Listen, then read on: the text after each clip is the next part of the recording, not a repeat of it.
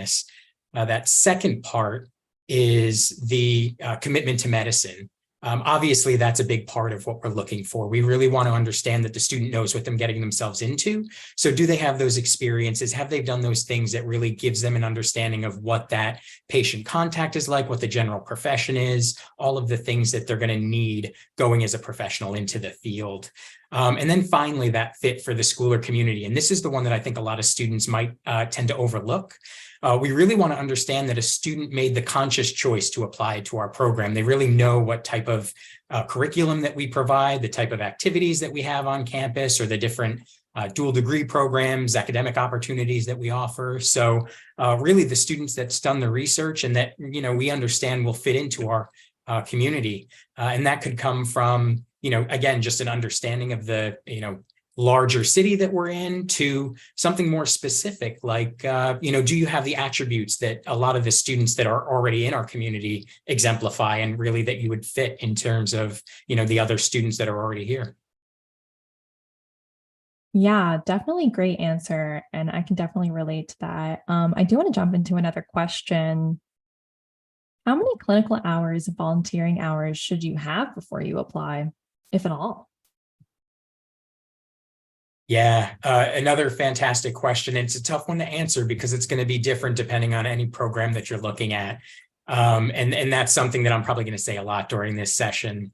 For College of Medicine Phoenix, again, what we're looking at is just at least some experience to patient exposure. We don't necessarily put a certain hour limit on it.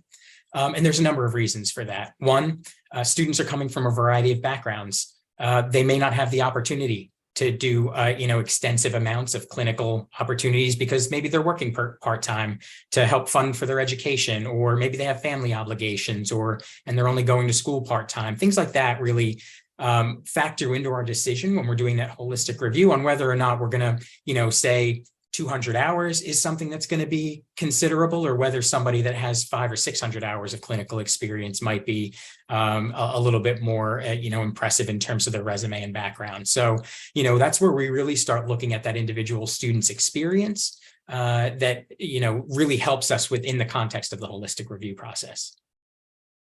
I'm going to tie this into PA school like I always do. I know anytime I can find a way to tie anything to PA school, I will, because I want more PA students out there.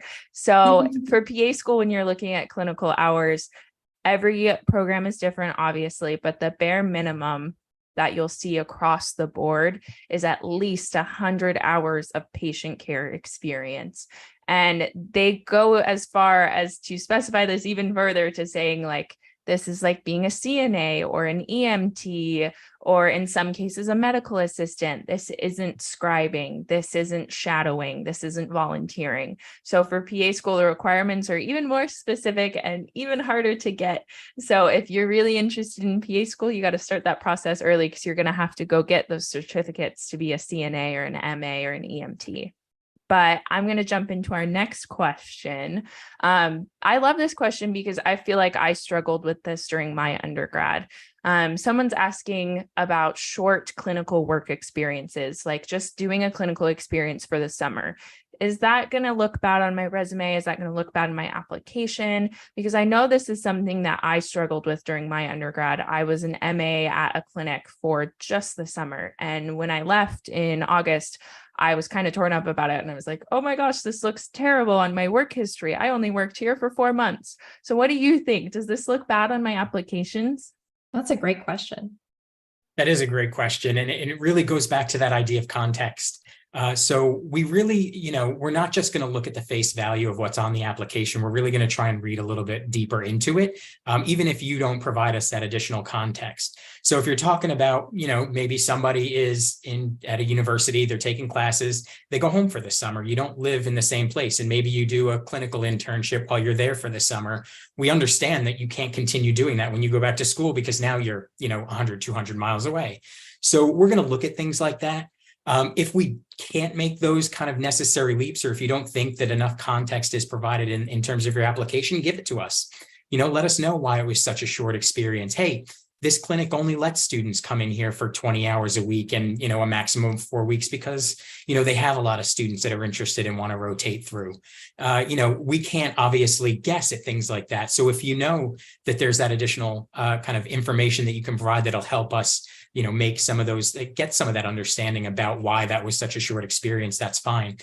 Otherwise, it really isn't the length of time that you've spent in that particular activity. It's really what you got out of it. So it's really going to be how about you talked about it and that description that you provide in your application and really what comes out of it from your own personal experience and how you can talk about it. I had this exact same experience happen to me. When I started college, I got my foot in the door of my first clinical experience volunteering in a hospital. It's at Banner Desert in Tempe, if you know where that is. I was only there for a couple months. I went to study abroad and I planned on returning to volunteer because they wouldn't let you, basically, their hospital had weird requirements, but they wouldn't let you put on applications or say you could be their contact as long as you had a minimum of 100 hours. And I had like 60 at the time. So I went abroad, then COVID happened and sent me home and they closed the volunteer program. And that was such a confusing situation for me because I was like, oh, well, now I feel like I can't talk about this experience because I didn't meet their minimum requirement. But in that case, what I did is I explained it in my application. I said, this is what happened. This really introduced me to the world of healthcare and it got me a job as a medical scribe because I knew a little bit about working in a hospital. And I loved this experience so much and talking to patients every single day. Yeah, I think that's a fantastic way to approach it. Sorry. No, you're good. I was just agreeing too. And honestly, I was thinking while you were talking, Mark, you kind of touched on the importance of being able to talk so highly about something and how to show that it was important to you. And that's something that I feel like we as pre-health students overlook a lot.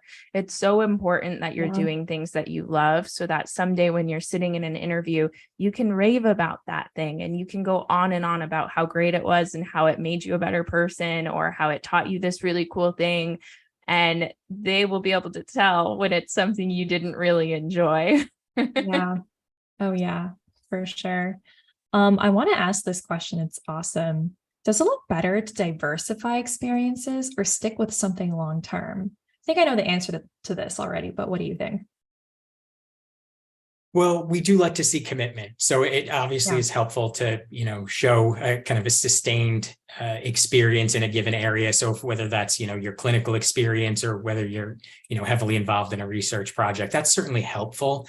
But also, what we're looking for, and again, this might be specific to College of Medicine Phoenix, we have a lot of academic opportunities. So we have, dual degree opportunities and certificates of distinction, which are basically minors. We have, student interest groups. We have advocacy programs. We have ways for students to get involved in curriculum committee and admissions committee and kind of develop the future of our community. So we really are looking for students with a variety of interests. So I hate to put it this way, but we're kind of looking for both. Yeah. We're looking for kind of No, that's so tough. Because there are like probably only a few, like maybe 3 or 4 things that I did for years, and then a lot of other things that I did short term. But I think, show your passion in your application, stick with what's interesting. It's okay to start off with doing several different things. I did the same thing freshman or sophomore year. And once you really find your niche, stick with it and continue with it for like ever, or like however long until you get into medical school. Absolutely. I completely agree with you, Lexi, and Mark as well. Like, you got to stick with what you love, but don't be afraid to branch out and do other things too. By branching out, I found out that I don't like research. I don't enjoy it. I don't want to do it. I will not be pursuing it. But if I hadn't branched out, I wouldn't know that. And I could have wasted a lot of time down the line trying to get into research. And I'm just going to interrupt real quick. My apologies. But that's a great perspective to have. That now that you've done that, that's not something you like. And so if that's a question that comes up in your interview and they say, hey, you haven't done a lot of research, and that's something that we're kind of we were looking at and wondering about. And then you can tell them, hey, I tried it. It's not really the way that I, kind of learn things, and that, it's not the type of education that I was interested in. And that's certainly a valid way to approach that in a, whether it's in your application in an essay or within the interview experience. So that's great. Thanks. That's good to hear. Let's see. It looks like we have a question from Joyanne, and she wants to know did we already answer this one? How medical schools feel about applicants who've retaken classes. We answered this one, didn't we, Lexi? Yeah, we did. Let's do a different one. Yeah. I like this one. What can you recommend for incoming or accepted medical students when dealing with imposter syndrome and fear of not doing well in certain class? I think this also applies to pre-meds too. Wow. Yeah, that's a tough question. I think the best thing I can say is just to realize that everybody else is in your same situation. Everybody else has that worry that they're not going to be good enough, that they're not going to have done enough. But if you're talking about you're an entering medical school student, hey, guess what? You're already at that level where you've done what you need to do. That school has said, we want you here. We think you're going to be a great future physician, and we'll help mold you into that future physician. So, I know it's a lot of, it's a tough mental game to play, but you just have to, now that you're there, just understand you're there for a reason. You earned that spot. And that'll give you that confidence to kind of go through with it. And as a pre-med student, it's almost the same thing. And I don't want to say that if because there's some students that might not get accepted to medical school, that's okay too, because there's a reapplication process. For College of Medicine Phoenix, 50% of our incoming class this year were reapplicants.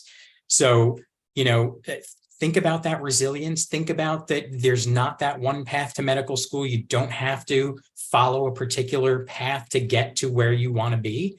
And again, it's just that mental game you're going to play with yourself. Just give yourself that confidence. Know that everybody else is thinking the same things you are. But, again, you've earned that spot. You're there for a reason. So, yeah, just go with it. Absolutely. I love that answer.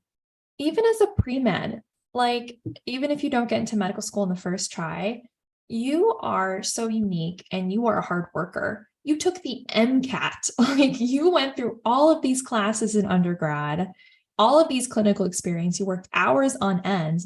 You have what it takes to be a physician if you have that confidence and that, mentality. So don't let it get you down. Keep going. And that resilience is just super key. And I love that you mentioned that. Yeah. Sarah, you want to ask? Can I add on that? Oh yeah, please. Yeah. I just wanted to add, two things. One, I am applying to PA school right now. I've already been rejected from one of the PA schools I've applied to. And I'll be honest with you guys, that rejection letter hits hard. It hurts. It's painful and it sucks. But when you look at the end of the tunnel, all I can see in my future is being a PA. That's the only thing I want to do with my life. That's the only thing that's going to make me happy. So at the end of the day, if I get rejected from all of the schools I applied to this round, I will be reapplying next year. That doesn't make me a bad candidate. That doesn't make me a bad student. That doesn't make me a less than anything. I'm just going to keep applying until I get in, because this is all I want to do. So if you have the confidence in that, and this is all you want, you can't let your own fears and your own insecurities stand in the way of that. You can't give up on something like that. That's too important, and that's going to matter too much to your life as a whole. I also wanted to kind of plug the podcast real quick. We are filming an episode here soon with Sarah Kubrick, who is the millennial therapist. You can find her on Instagram, all about imposter syndrome. So if you still have questions about imposter syndrome, definitely keep an eye out for that episode, because I know it's going to be great. Yeah, related to that, we actually have an episode with MD PhD Penn student on staying motivated. So if you need some inspiration, and also MD PhD student Andres Diaz from University of Arizona, Tucson, on becoming healers, really that introspection and self-reflection on looking at the bigger picture of your life and getting into those nitty-gritty details of who you are. So listen to those episodes for inspiration. Not to toot our own horn, but sorry, we've got some great episodes, so you should check them out. But Yeah. I'll jump into my next question for you, Mark. I'm wondering if you can tell us about a candidate that is very memorable to you and what it was that was making them so unique. Yeah, this is such a great question. And you know what? It's another tough one. And the reason for that is there's so many great candidates each year that it's so hard to focus on just one. And, again, for privacy reasons, I think I won't, kind of go into specific detail about any one individual candidate. But I think, the way I'll talk about it is I'll talk about groups of candidates that, kind of they fit into different molds into why they're memorable. One is, there's the students that have overcome some tremendous obstacles in their lives. I think that's just in terms of their own personal journey, their own personal story. There's those students that are just incredibly memorable each year. It's a very small percentage of students, so don't think you have to overcome, unsurmountable odds in order to get accepted to any of the programs that you're applying to. But that's one of the groups that typically stands out. The other kind of group of students that we're looking at that we remember each year, the students that we think after reading that application, how do they do it all? I mean, how are they so involved in all these things? How are they still keeping up with their academics? where do they find time to sleep, to eat? That's another kind of category of the students that typically impress. There's the other group of candidates. This is the one that's personally my favorite. They're the perfect fit, as I call them. And those are the ones that really understand your school, really understand your community, and shine in the application with their understanding of how they would fit in and contribute to your, campus culture. And so those are the ones that, really, again, they take their time on their secondary application. They've really done their research on your school, your website. That's that kind of perfect fit group. And then there's, again, the ones that are memorable because they have a unique way of presenting themselves. That's either in their response to their, personal statement or in their secondary essays. I will get a little bit more specific on this one. I always hesitate to get specific because then we see thousands of applications that try the same sort of tactic. But one student answered a secondary question with a poem. And it was just that one of those things where I just immediately remember that every year. I'm like, oh, I remember I had a student answer in poetry to this one. Wow. That's awesome. That is definitely a way to stand out and be unique. Yeah. But don't everyone go do that. Some of you aren't good at poetry, and that's okay to admit. I know I'm in the middle of secondaries right now. I'm like, oh my God, I can't do a poetry. I can't do a poem. But that is so interesting. I can see why that's memorable. It's just like takes you ajar. I do really like this question. It's pretty interesting for those taking gap years. Would medical schools prefer research experience or clinical experience or during a gap year? And I know it says in addition to undergraduate research. Oh, I know what they mean. So like research experience outside of undergrad or clinical experience during gap year. Yeah, that is a fantastic question. And you know what? It depends on what your overall application or what your overall activity background already looks like. And most importantly, what your preference is. I know this is something that, is challenging for a lot of students. You want to do what the schools will think is impressive, but really what we think is impressive is what's really important to you. Yeah. So if you have an opportunity to do a research project and it's something you're super excited about, and you can explain why you did that over getting more clinical experience, that's going to be fine. What we really want to look for is for you to justify the choice that you made.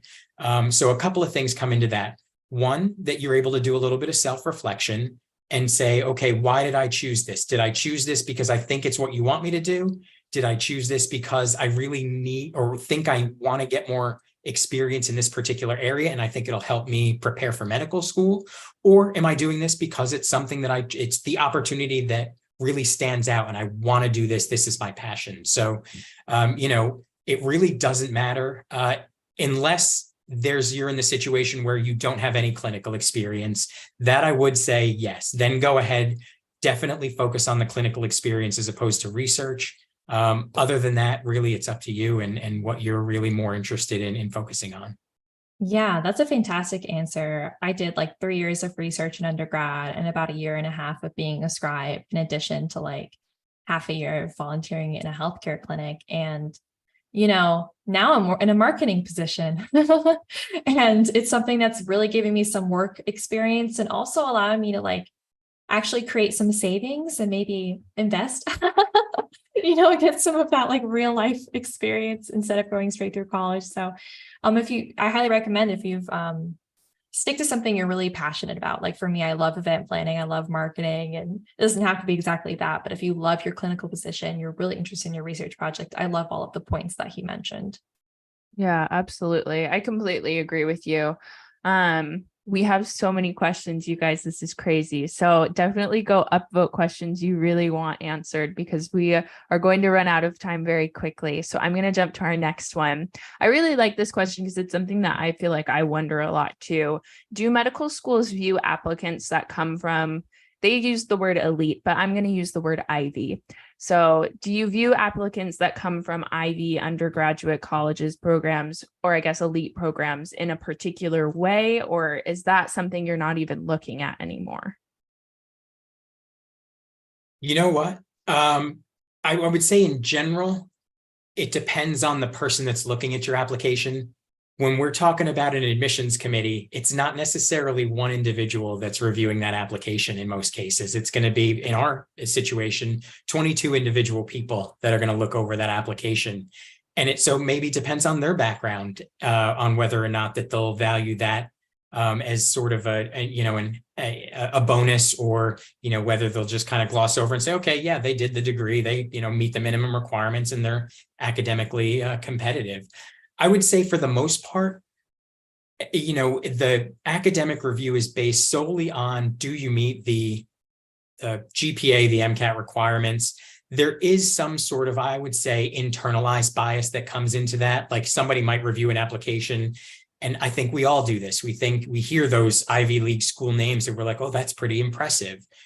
But we actually, for our process, gives our committee and our evaluators at the earlier stages unconscious bias review training. And so we have them think about, are you just making a general assumption of what it means for a student to graduate from that institution?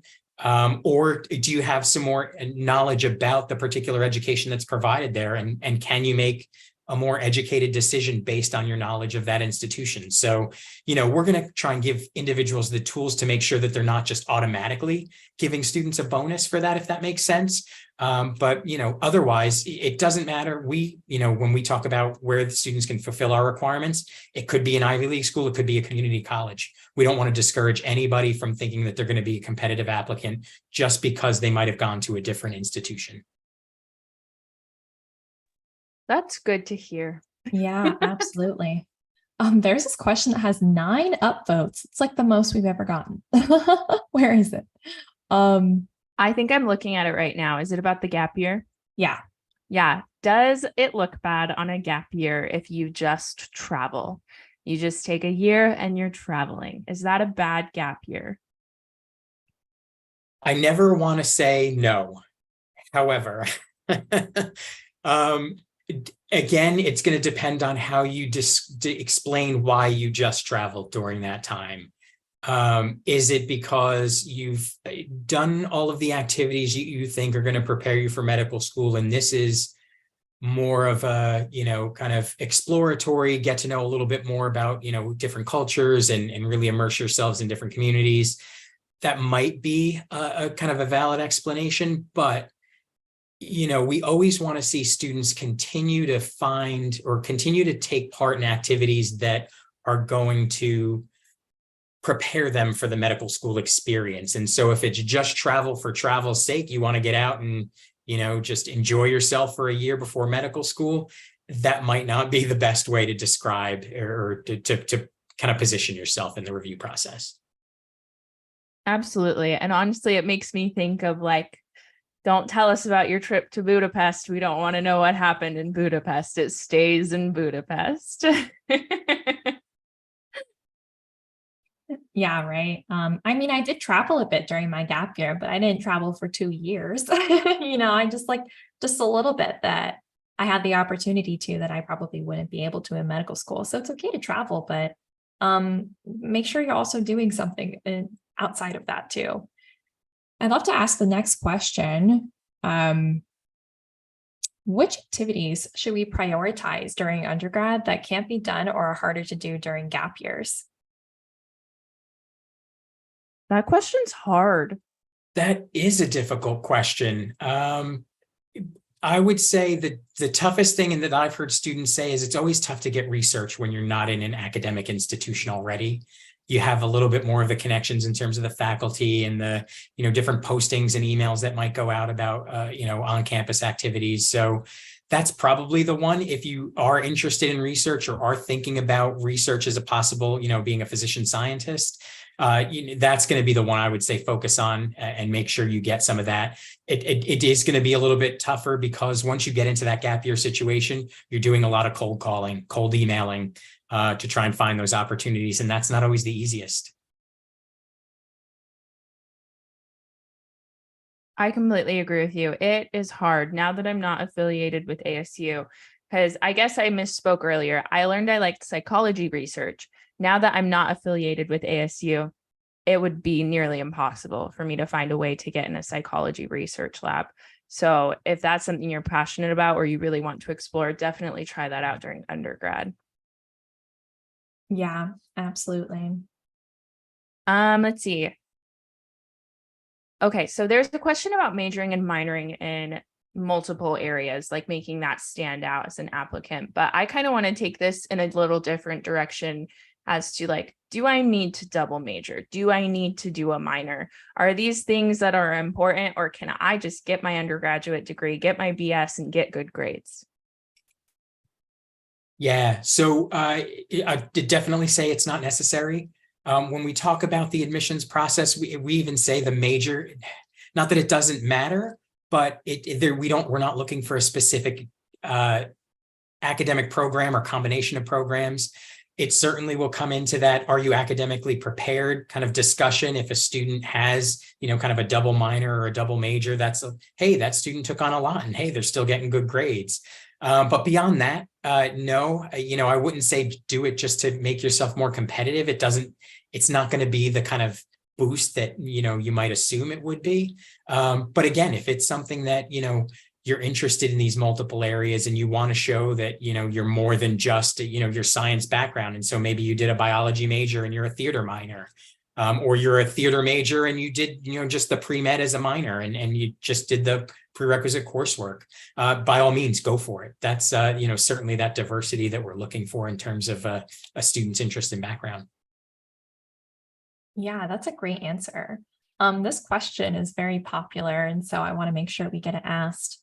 How should an applicant with a high GPA but a low MCAT score spend their gap year if they have fulfilled all other extracurriculars and are retaking the MCAT? And to add on to that, retaking the MCAT is a huge feat. And what would you recommend they do in addition to that to make their application more competitive? Yeah, that's a loaded question. Yeah. So I think I'll tackle the first part. So what should you do when you have the high GPA, low MCAT score? What kind of activities should you involve yourself in? I think the most important part of the discussion is whatever is not going to take away from the time you need to study to retake the MCAT.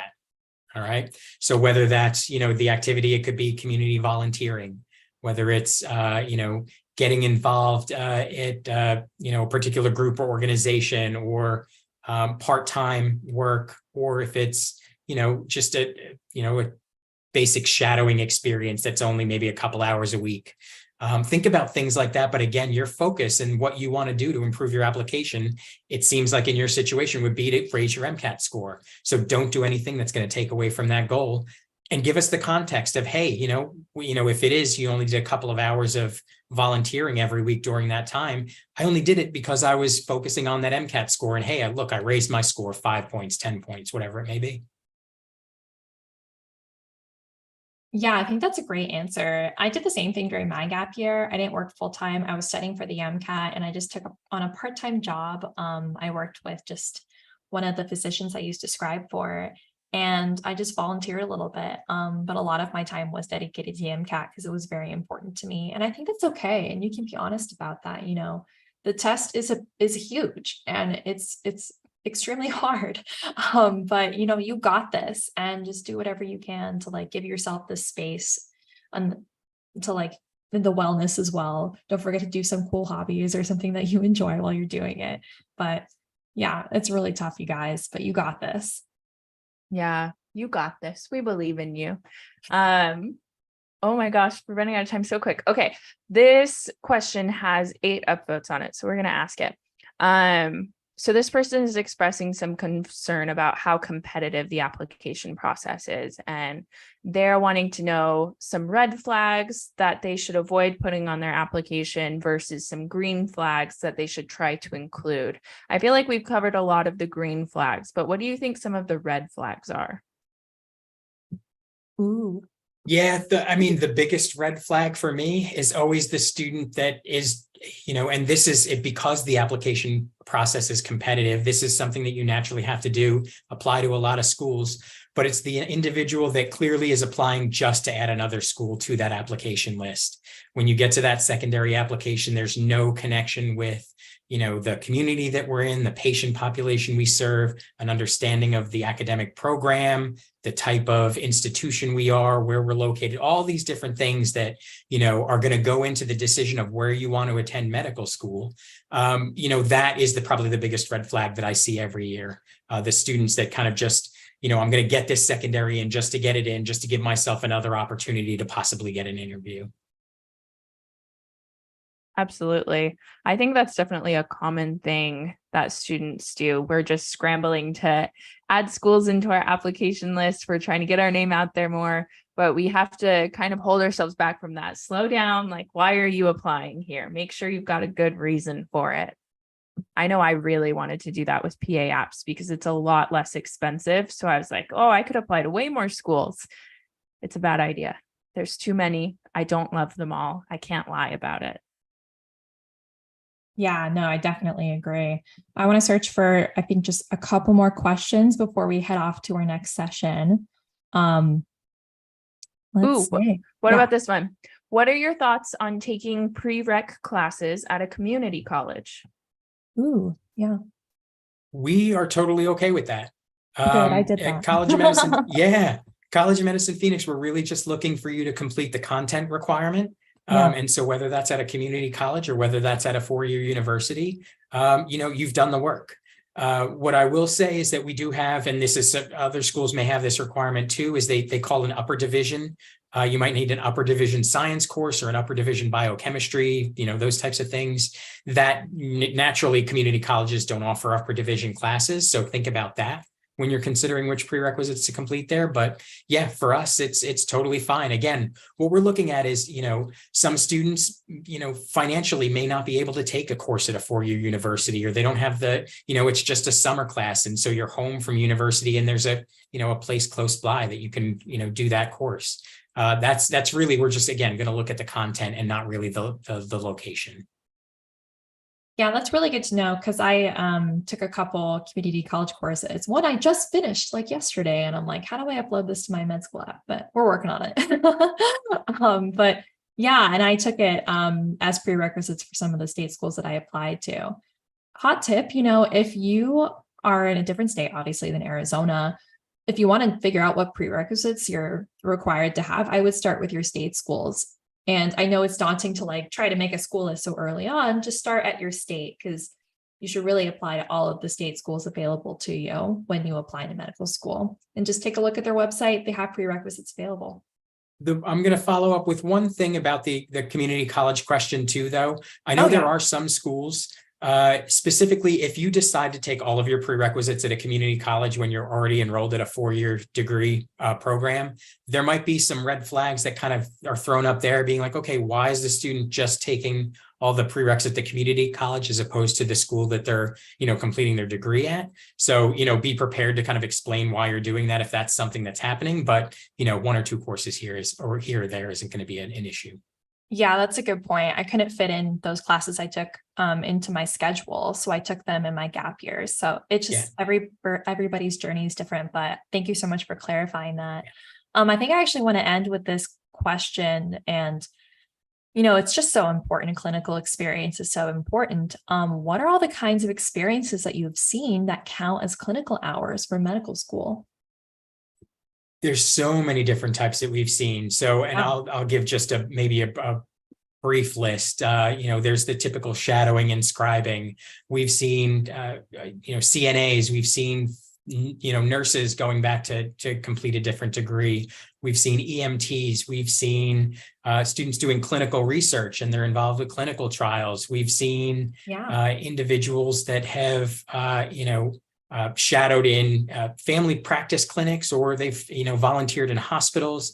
It really runs the gamut, because what we're looking at from our perspective, again, is, do you have an understanding of the profession and the perspective of specifically that patient-physician relationship?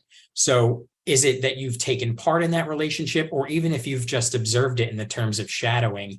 We really want you to understand that basic relationship and how that healthcare journey affects both the physician and the patient. So yeah, there's a ton of different activities that really fall under that broad umbrella for us.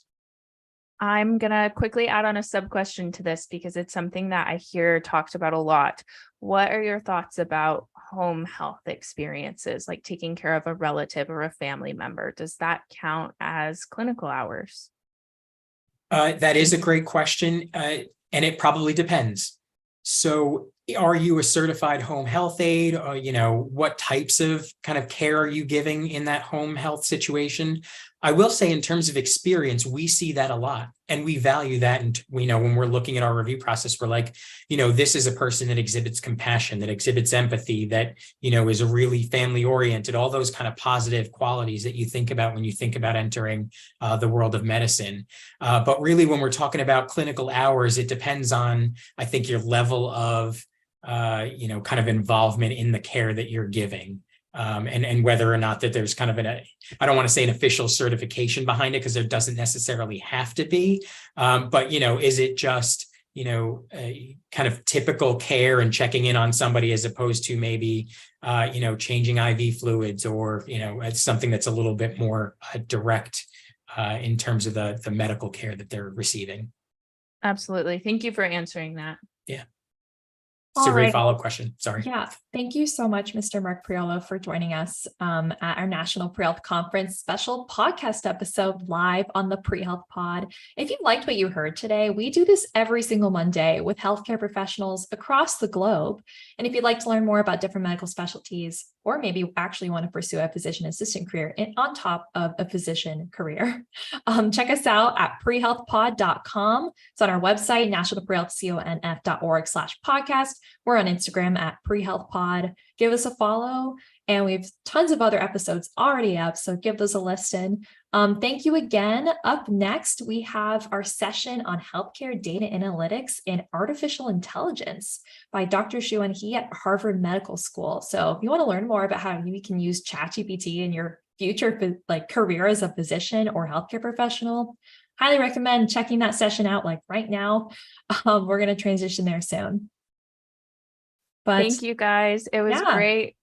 We love you. We appreciate you. And we'll see you in 5 minutes. In a minute, really. Go join right now. Thank you. Thank you, Mark.